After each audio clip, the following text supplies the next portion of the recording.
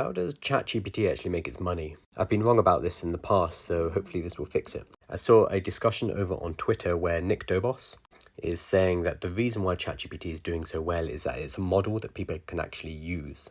So it's not really about the model weighting or the sophistication or anything like that. It's because normal people, everyday people, can use ChatGPT.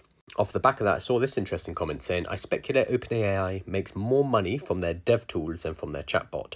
This is also what I assumed to be the case. I thought that OpenAI, the makers of ChatGPT, probably make more money through their API. The API allows developers, people making software, to connect to ChatGPT in order to call and receive information from ChatGPT. I kind of assumed that this plus business licenses were going to make up the majority of their revenue. But I'd never actually bothered to check, so I did. And I found this useful source in this chart up here.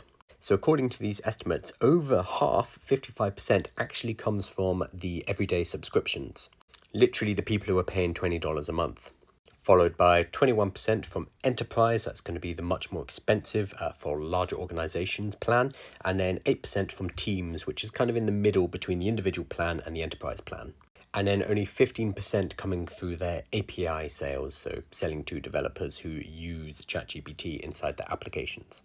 So initially, I thought that this was correct, that most of the money comes from API and more enterprise level sales. That turns out to be completely wrong, though. It is money that's coming from normal people, 55% of their revenue, which means their model is much closer to something like a Netflix than it is to an Amazon Web Service, AWS, for example.